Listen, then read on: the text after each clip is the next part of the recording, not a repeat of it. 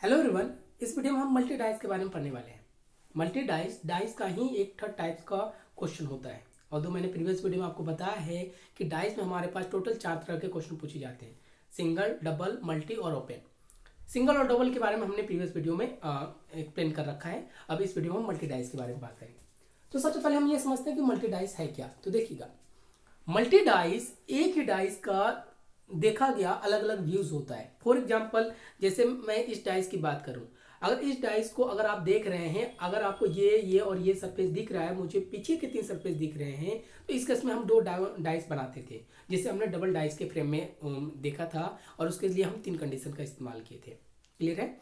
और multi dice बस इसी तरह से एक डाइस को अलग अलग तरीके से, जहां 3 या 3 से अधिक बार डाइस को देख के अलग अलग व्यूज बनाया जाता है। यानी ये भी अब अलग अलग डाइस ना होके एक ही डाइस का सारे फिगर हैं।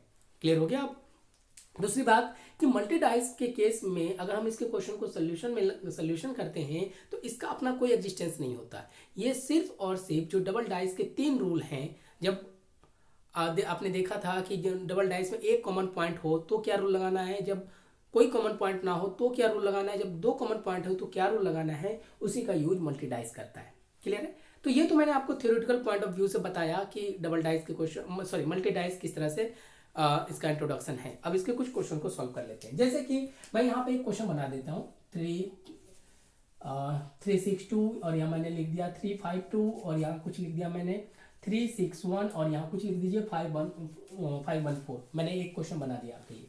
ठीक है।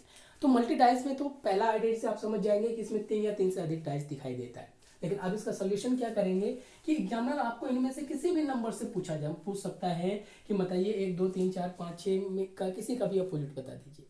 तो पहले मैं आपको बेसिक तरीका बता देता हूँ इसे सॉल्व कैसे करते हैं, फिर उसके बाद हम ट्रिक का इस्तेमाल करेंगे कि इसे किस तरह से सॉल्व करते हैं। देखिएगा, अब मैं इसके सोल्यूशन की बात करूं, एग्जामिनर कोई एक पूछेगा आउट ऑफ 1 to 6 में, हम सबके सब निकालने की कोशिश करते हैं। जब आपके क्वेश्चन में 3 या 3 से अधिक डाइस दिखता हो तो याद रखिएगा आपको उनमें से किसी 3 डाइस को सिलेक्ट कर लेना है। जैसे मैं पहले 3 को कर लूं, अगर क्वेश्चन में 3 ही डाइस है तब तो कोई प्रॉब्लम ही नहीं, लेकिन अगर आपको 3 से अधिक दिखाई देगा तो आप किसी 3 को सिलेक्ट कर लेना। क्लियर। उनमें हाँ एक को फिर हटा दीजिए, इसका कोई फर्क नहीं पड़ेगा। अब ऐसा कंपल्सरी नहीं है कि मैं इन्हीं 3 को करूं, आप उसका भी यूज कर सकते हैं, आंसर में कोई फर्क नहीं पड़ेगा। मैं बाद में प्रूफ जरूर कर दूंगा। देखिएगा, पहला सोल्यूशन के पॉइंट ऑफ व्यू से क्या करेंगे, किसी 3 डाइस को सिलेक्ट करेंगे। अब इनमें से किसी 2 का पेयर बना लेंगे, जैसे 1 2 2 3, जितना भी पॉसिबल पेयर होगा उसको हम बना लेंगे। ये 3 पेयर बनेगा। क्लियर है। तो अब जब हम पहले पेयर को देख रहे हो तो तीसरे डाइस की बात नहीं करेंगे, यानी पहले पेयर में आपको फर्स्ट नंबर का डाइस और सेकंड नंबर का डाइस है, तो इसे भूल जाइए। और इन दोनों का जब हम बना रहे हो तो हम बना रहे हैं तो इस केस में आप देखिएगा इसमें डबल डाइस का कौन सा रूल अप्लाई होता है। जस्ट मैंने क्या कहा कि इस केस में मल्टी डाइस का अपना कोई स्पेशल रूल नहीं है, वो सिर्फ डबल डाइस के रूल पे बेस्ड है। अगर इस केस की बात करूं तो जरा देखना इन दोनों डाइस में क्या कॉमन है, जरा देखना कौन सा रूल लग रहा है। तो देखेंगे 3 और 2 कॉमन है। तो डबल डाइस का थर्ड रूल क्या कहता था कि जब 2 पॉइंट कॉमन हो, जो डिसिमिलर पॉइंट हो, वो एग्जैक्टली एक दूसरे का अपोजिट हो जाएगा। 6 और 5 यानी 6 अपोजिट टू 5। बस समझ में आया। यानी पहले वाले पेयर से हमारा ये आंसर निकल के तैयार हो गया। अगर एग्जामिनर कहता कि भाई बताइए 6 के अपोजिट क्या होगा या फिर 5 का, तब तो आंसर आपका यही होल्ड हो जाता। क्लियर है। लेकिन अगर पहले पेयर से आंसर नहीं मिलेगा तो हम सेकंड वाले पेयर को और जाएंगे। देखना, सेकंड पेयर की ओर चले तो अब इस 1 को भूल जाइए। अब इन दोनों की बात करें तो इन दोनों में देखना क्या कॉमन है, 3 और 3 कॉमन है। 1 similar point but the similar point placed on different surface. तो इस केस में मैंने आपको सेकंड डाइस में रूल बताया था कि इस केस में आप डाइस के कॉमन पॉइंट से क्लॉकवाइज टर्न कर जाइए। ऐसे कुछ था, घूम जाना था, यानी कि 3 5 2 ऐसे कुछ होता। इस केस में चलते हैं 3 6 and 1, ये कुछ बन के तैयार होता।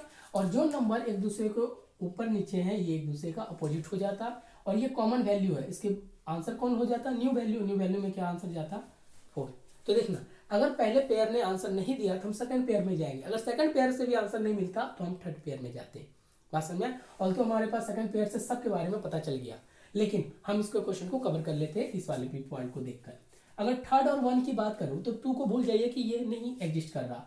इन दोनों में बात करें 6 और 3 कॉमन है, तो यानी डबल डाइस का थर्ड रूल, जब 2 कॉमन पॉइंट सेम होता है तो आप क्या लिखेंगे, 2 अपोजिट टू 1। क्लियर है। तो देखिए हमारा सारा आंसर निकल गया। क्लियर है। अब देखिएगा, अब जो मैंने आपको थ्योरी में बताया था कि ये सारे डाइस एक ही डाइस का पार्ट होता है, तो अगर ये वाला पार्ट अगर कहता है 6 के अपोजिट 5 है, तो ओवरऑल जितना भी पेयर होगा वो भी यही बात कहेगा 6 के अपोजिट 5। तो इससे भी प्रूव हो गया कि ये सारे डाइस अलग अलग नहीं, एक ही डाइस का अलग अलग व्यूज है। ये पेयर कहता है कि 2 के अपोजिट 1 होगा, ये भी तो वही बात कह रहा है। तो क्लियर है, तो ये हमारे पास इसका सोल्यूशन बनके तैयार हो गया। क्लियर, ये तो बुकिश मेथड था जिसमें हमने इस्तेमाल किया कि जब भी हमारे पास इस तरह के क्वेश्चन होंगे, अगर 3 डाइस होगा तो नो प्रॉब्लम, लेकिन अगर 4 डाइस हो या 4 से अधिक हो तो आप किसी 3 को सिलेक्ट कर लेना, उनमें से आप इस तरह से आंसर निकाल सकते हैं। क्लियर है। अब देखिएगा, अब कुछ ट्रिक कैसे काम करता है वो देखना कि आप बोलेंगे सर क्या हम हर एक क्वेश्चन में इतना पेयर करें, तो आंसर नो है। क्यों, रीजन क्या, हम इतना नहीं करेंगे। जैसे कि अगर इसी क्वेश्चन से मेरे को पूछ ले लिया जाता है कि बताइए 1 के अपोजिट क्या होगा। क्लियर है। तो अब ट्रिक क्या कहता है इसे बनाने का, हमें पता है, ऑल्दो आप इस बेसिक फॉर्मूले का इस्तेमाल कर सकते हैं, लेकिन अब के रूल क्या कहता है, आप उस पेयर में सबसे पहले उस डाइस को पिक कीजिए जिसमें आपको 1 नजर आ रहा होगा। अब इसमें नजर नहीं आ रहा, इसमें भी नजर नहीं आ रहा, हटा दो। इसमें भी आप देखिए, इस वाले में अगर चेक करें तो देखिएगा यहाँ पे हमारे पास 1 आ रहा है, यानी अब 3 का कॉम्बिनेशन, इसे चौथा भी मान लीजिए, अगर आप चाहो तो इससे भी बना सकते हैं, इससे बना सकते हैं, इससे भी बना सकते हैं, जिससे मर्जी हो उससे बना लीजिए। यानी पहला आप देखना, मैंने कहने का मतलब कि अगर क्वेश्चन में पूछा जाता है कि मुझे बताइए 1 के अपोजिट क्या होगा, तो प्राइमरी आप उस डाइस को मानना जिसमें 1 नजर आ रहा हो। जैसे कि 1 है, इसके साथ आप किसी को पेयर बना लीजिए, चाहे 2 को बना लीजिए, चाहे 1 का बना। जैसे मैं फर्स्ट और 1 को 2 को बनाया, तो इन दोनों में देखिएगा कॉमन कुछ है, देखना 6 और 3 कॉमन है, तो सीधा 1 के अपोजिट 2 आ गया, हमारा आंसर यही बन के तैयार हो जाएगा। बात समझे। तो कहने का मतलब यही था सिंपल सा, कि हम इतना करने की जरूरत नहीं है। हमें अगर 1 से पूछा जाता है या किसी भी पॉइंट से, तो पहले हम उस पॉइंट को देखेंगे कौन से डाइस में दिख रहा हो, हम उसी के अकॉर्डिंग यहाँ पे चलेंगे, उससे हमारा काम बन के तैयार हो जाएगा। कि 1 है तो हम यहाँ से 1 उठा लेंगे, इसका पेयर चाहे इसके साथ बना लीजिए, इसके साथ या इसके साथ, कोई फर्क नहीं पड़ेगा, हमारा आंसर बन के तैयार हो जाएगा। वो जब आप कुछ क्वेश्चन प्रैक्टिस में लाएंगे तो अपने आप पता चल जाएगा कि हमारा आंसर कैसे जाना है। क्लियर है। अब देखना, अब दूसरा क्वेश्चन इसी में अगर मैं पूछ लेता कि देखना, इस क्वेश्चन में बताइए कि मेरे को 3 के अपोजिट क्या होगा। ठीक है, दूसरा ठीक से मैं एक ही क्वेश्चन से आपको सारी बातें बता देता हूँ कि अगर इस क्वेश्चन में पूछता कि भाई बताइए 3 के अपोजिट क्या होगा, तो अब देना ध्यान से देखिएगा। एक तरीका ये है कि फिर से बेसिक ऑपरेशन करें, जो अभी मैंने बताया, उससे पता चल जाता 3 के अपोजिट 4 होता। क्लियर है, ये हमारा आंसर था जो अभी थोड़ी देर पहले मैंने आपको दिखाया था। लेकिन यहाँ पर भी आप ट्रिक का इस्तेमाल कर सकते थे, ये देख सकते थे कि देखना तीनों डाइस में कॉमन दिख रहा है। क्लियर है, तो इसके पीछे कौन सा होगा। अगर मैं इन तीनों डाइस की बात करूं तो देखिएगा 3 का एक तरीका ये भी है, देखो हमें 3 का निकालना है, तो देखिएगा 2 और 6 3 के पीछे कभी नहीं होगा। इस केस में जाएंगे तो 5 भी कभी नहीं होगा, इस केस में जाएंगे तो 1 भी कभी नहीं होगा, तो ऑटोमेटिक क्या बच गया 4। तो हम आंसर ऐसे भी दे सकते हैं। क्लियर है, आपको ऐसे भी समझना है कि 3 सब में ज्यादातर डाइस में कॉमन है। ठीक है, तो जो वैल्यू रिमेनिंग बच जाएगा वो आंसर हो जाएगा। तो देखिएगा 4 ही आपके पास है, तो आप आंसर 4 में दे सकते हैं। तो ये कुछ तरीका होता है जो हम मल्टी डाइस के क्वेश्चन को सॉल्व कर सकते हैं। क्लियर है, लेकिन हमारे सिलेबस में कुछ क्वेश्चंस ऐसे भी बनाए गए हैं जो कि मिसलेनियस टाइप्स के हैं। क्लियर है, मैं कुछ क्वेश्चन आपको प्रीवियस ईयर का दिखा देता हूं जो आपको क्वेश्चन बनाने में सॉल्व मदद करें। अब ये क्वेश्चन को मैंने नंबर बेस्ड बनाया है, आप चाहो तो इसे सिंबल बेस्ड भी बना लो। मैं एक क्वेश्चन आपको करके दिखा देता हूँ, देखिएगा। जैसे मैं यहाँ एक क्वेश्चन फ्रेम कर दूं, ये देखो,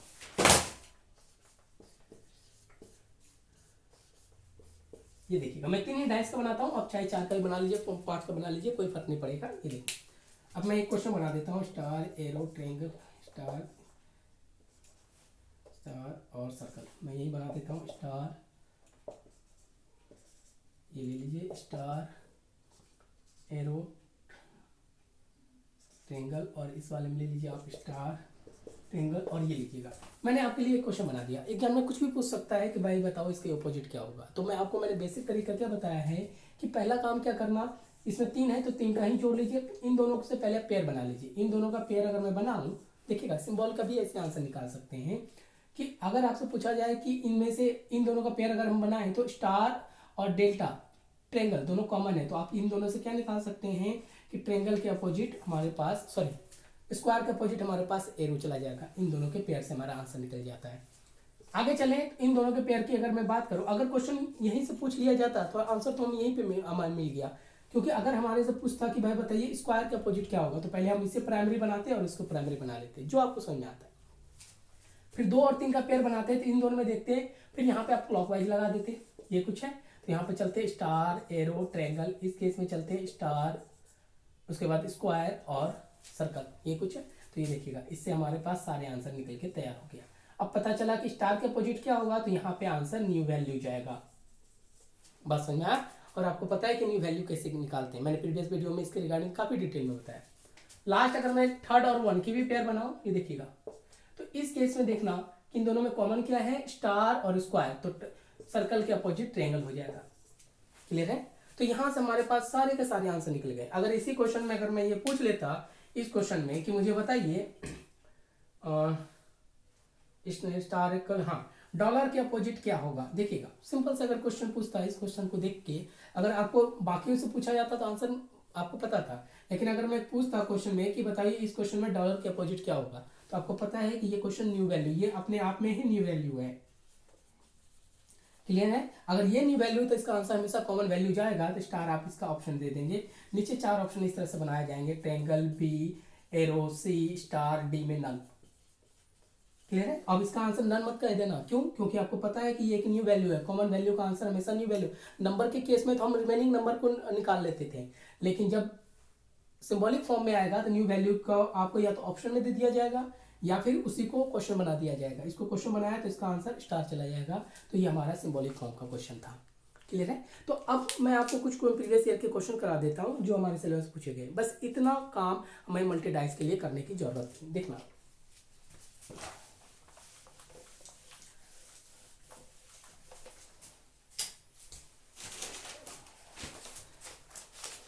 अब कुछ क्वेश्चन देख लीजिए जो हमारे सिलेबस में पूछे गए हैं, उसके बारे में बता रहा हूँ। देखिएगा, इसे सिंपल तरीके से करना है। ये 4 क्वेश्चन दिया गया है 4 डाइस का। देखना, बस हम ट्रिक का इस्तेमाल करेंगे। मैंने जो आपको रूल बताया है और ट्रिक बताया उसी का इस्तेमाल कीजिए, आंसर बनके तैयार हो जाएगा। ये देखो, क्लियर। इसके अंदर उन्होंने कुछ नंबर्स डाले हैं, वो देखो। ये प्रीवियस ईयर का क्वेश्चन है, आपके सिलेबस का क्वेश्चन है। आपके पास 5, 6, 4 और 2, 4, 1। नेक्स्ट हमारे पास 3, 5, 6 और नेक्स्ट है 4, 5 एंड 1। देखना, एक सिंपल सा क्वेश्चन है और आपसे पूछा गया है बताइए 3 के अपोजिट क्या होगा। ये लीजिएगा, सिंपल सा क्वेश्चन पूछा गया, ये प्रीवियस ईयर का क्वेश्चन है और बोला गया कि अब 3 के अपोजिट क्या होगा। तो मैंने आपको क्या बोला कि क्वेश्चन में हमारे पास 3 से अधिक डाइस दिखाई देता है। अब एक तरीका ये है कि आप इनकी जो आपको बेसिक बताया कि उनमें से किसी 3 को सिलेक्ट कर लीजिए, लेकिन दूसरा तरीका क्या होगा कि आपको 3 पूछा है ना, तो आप पहले उसी को प्राइमरी मान लीजिए जिसमें 3 दिखाई दे रहा हो। ठीक है। अब उसका पेयर आप अपने हिसाब से, जिससे आपको ज्यादा मतलब सुविधा हो रहा हो, जैसे इजी में, इसका पेयर आप किसी के साथ बना लीजिए, चाहे कि मैं इसके साथ बना लूँ या फिर किसी के साथ। अगर मैं फर्स्ट और सेकंड इसी को, यानी जिसमें 3 दिखाई दे रहा है उसको पहले प्राइमरी मानना। अब इन दोनों में बात करें 6 और 5 कॉमन है, तो आप यहीं से 3 के अपोजिट 4 निकाल लिए, हमें बाकी क्वेश्चन करने की जरूरत ही नहीं है। बात समझ में आया। तो ये तरीका है हमारे पास स्पीड करने का, स्मार्ट स्टडी या फिर स्मार्ट सोल्यूशन कहते हैं। इस तरह से आप चाहो तो किसी और का भी इस्तेमाल करेंगे तो आंसर सेम होगा। आप इन दोनों को मैच कर लीजिए या इन दोनों से मैच कर लीजिए, कोई फर्क नहीं पड़ेगा। 3 के अपोजिट 4 ही होगा, ये सब जगह। आपको यकीन ना हो तो इन दोनों को करके देख लीजिए। यहाँ 5 की बात करें तो देखिएगा, इस केस में क्लॉकवाइज चले, यहाँ पे सॉरी सेम है। यहाँ देखिएगा, ये तो सेम है कि कॉमन पॉइंट है और सेम सरफेस में, तो आपको पता है कि 6 के अपोजिट 1 होगा। ये रूल मैंने बताया था कि डबल डाइस में जब दोनों पासों में एक अंक समान हो, समान अंक समान सतह पर होता है, इसका बायां भाग के अपोजिट, ऊपर वाला भाग नीचे ऊपर वाले भाग के अपोजिट हो जाता है। तो यहाँ से भी तो आंसर सेम निकला। क्लियर है। तो आप इस तरह से क्वेश्चन करेंगे तो मल्टी डाइस का क्वेश्चन काफी इजी बन जाता है। लेकिन इसके बाद एग्जामिनर ने एक बार कुछ इस तरह के क्वेश्चन पूछा था जो कि मल्टी डाइस के फॉर्म में तो था, बट उसका सॉल्यूशन मल्टी डाइस की तरह नहीं था। यहाँ पे काफी कंफ्यूजन हो गया था बच्चों में। वो क्या, वो देख लीजिए क्वेश्चन। देखिएगा, एक क्वेश्चन मैं आपको करा रहा हूँ, इस क्वेश्चन को जरा ध्यान से देखना। ये भी क्वेश्चन पूछा गया हुआ था जो कि दिखने में मल्टी डाइस की तरह था, बट ये मल्टी डाइस के रूल को फॉलो नहीं करता। आपको इन सारे क्वेश्चन से भी अवेयर होना चाहिए कि एग्जामिनर कुछ भी पूछ सकता है।